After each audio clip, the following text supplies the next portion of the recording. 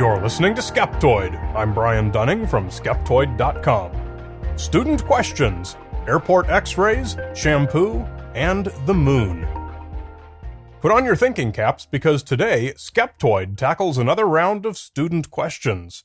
I invite students of all ages from all around the world to send in their science questions, and I'll point the skeptical eye at them.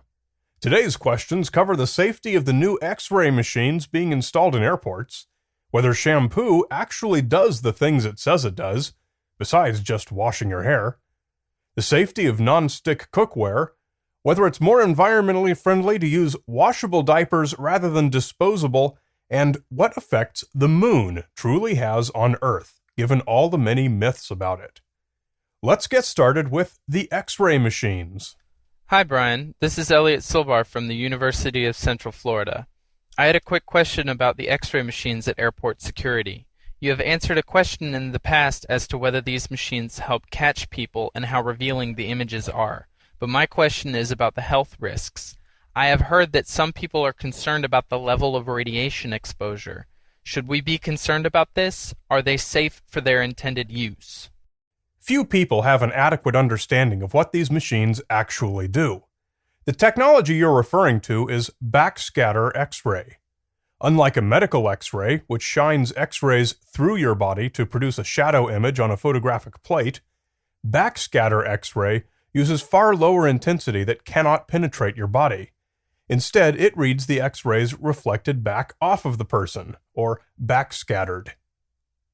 The concern is because X-rays are ionizing radiation. Ionizing radiation is that which is at a high enough energy level that it can strip electrons and change chemistry, which is one potential cause of cancer. The dosage of radiation from X-rays is measured in microsieverts.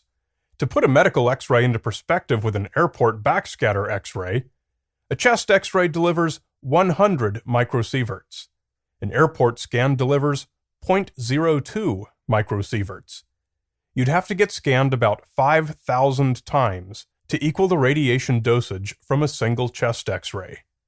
10 microsieverts, or about 500 airport scans, is considered a negligible risk. Well, why negligible? Just by existing on the Earth, we're all being exposed to ionizing radiation constantly. You're being hit by cosmic gamma rays right now, and other natural sources, to the tune of some 3,000 microsieverts per year, equivalent to some 150,000 airport scans. Flying in an airplane, you have less atmosphere to protect you, so you're exposed to more, about 20 microsieverts on a coast-to-coast flight. One backscatter X-ray airport scan gives you the same radiation you'd receive by flying in the airplane for 4 minutes. It's so small that it's not even worth counting. But if 1/500th of negligible is still too much for you, try the competing airport scan technology, millimeter wave scanning. These use radio waves. Radio waves are not ionizing radiation, so they pose no plausible threat to health at all. Hello, Brian. I'm Erica, and I was wondering if shampoo and conditioner products actually do what they say they do on the bottle, such as for long and thick hair, and for hair that's damaged, and for all of your frizziness. Thanks. This is a great question because I love calling out deceptive marketing claims. There are some things hair products can do, and some things they can't do. The most important point to understand is that hair is not living tissue. It has no circulatory system and cannot metabolize anything.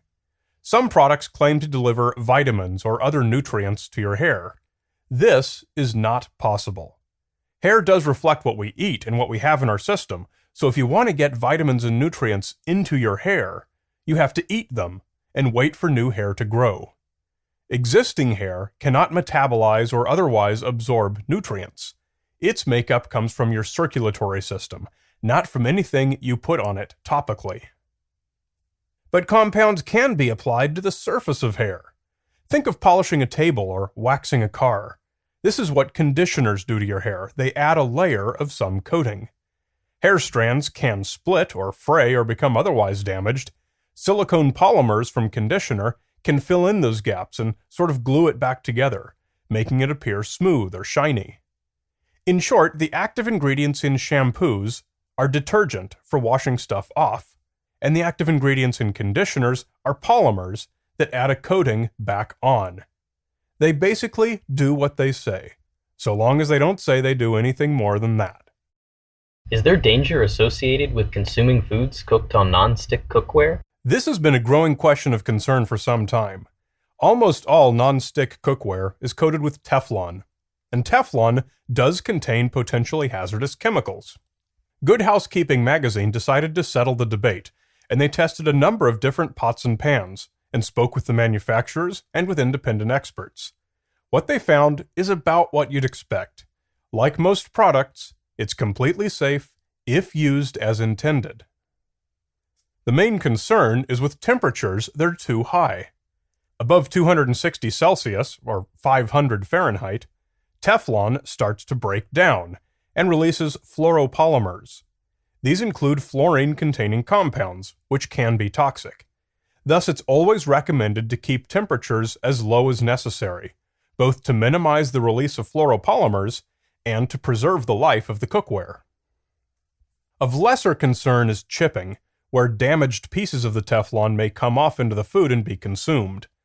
In their bound state, they're essentially inert and will pass right through your body without being absorbed. Like all compounds, including water, air, and puppy dogs, whether the chemicals in Teflon are poisonous or not depends entirely upon the dose. It's virtually impossible that you could ever get a harmful dose of Teflon, even as it's breaking down from too high temperatures. You'd have to eat so much overcooked beef stroganoff that you'd die from that first. Keep the temperatures where they should be, replace pots that start to chip or get damaged, and you've got nothing to worry about. I'm Vince, a mature student from Cambridge University in the UK. I'd like to know if using washable cloth nappies really is more environmentally friendly than using disposable nappies. This is an age-old question that continues to be hotly debated in both the diaper industry and among parents choosing opposing options. The average baby uses about 7,000 diapers before toilet training, and about 10% of parents use cloth diapers, either exclusively or to some degree. Many of the debates you'll read go into excruciating detail, considering the energy consumed in building manufacturing plants, to the fuel comparisons between laundry trucks and manufacturing trucks, etc., etc., etc. However, all these are minor considerations. It turns out at the end of the day that the only truly significant environmental impacts of each are landfill space for disposables and water for laundering cloth. Which effect is worse for the environment depends entirely upon whose research you read. Read any study funded by the companies who make disposables, and you'll learn that they're best. Read any study funded by the companies making washables, and you'll learn that they're best.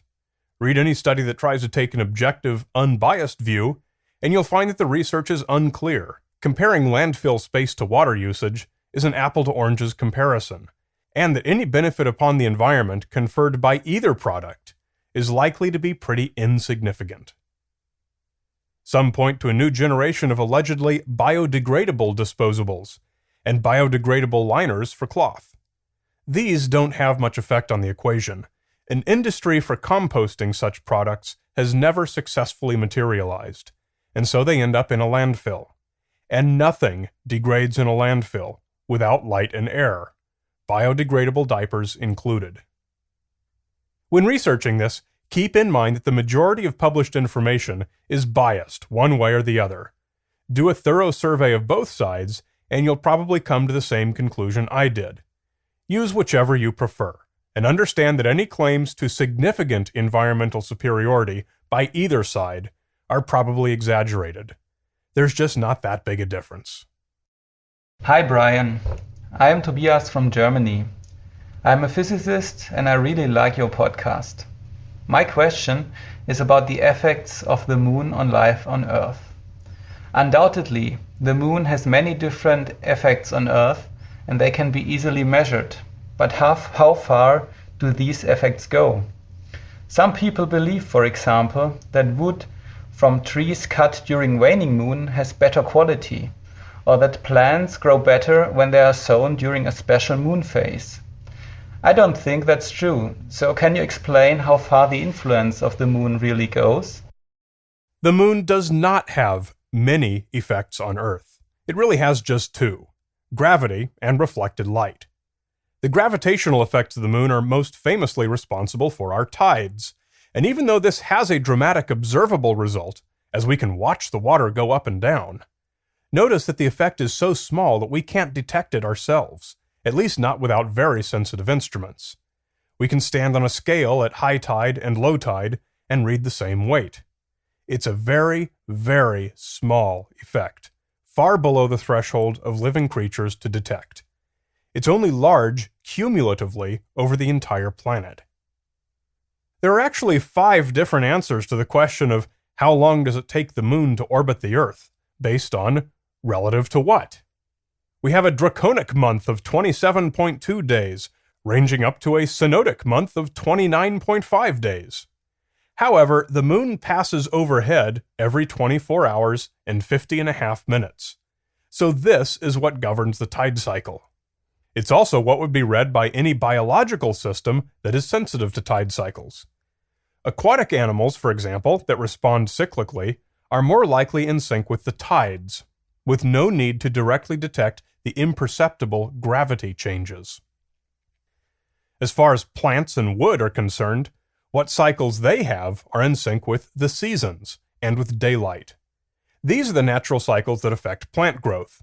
I'm unaware of any evidence that cut wood could possibly be any different based on the moon phase. There's no facet of plant metabolism that I know of that uses this cycle.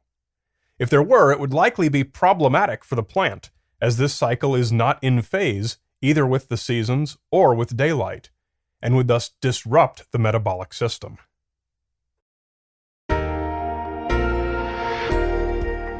Students, keep those questions coming in. Just visit Skeptoid.com and click on Student Questions. You're listening to Skeptoid. I'm Brian Dunning from Skeptoid.com.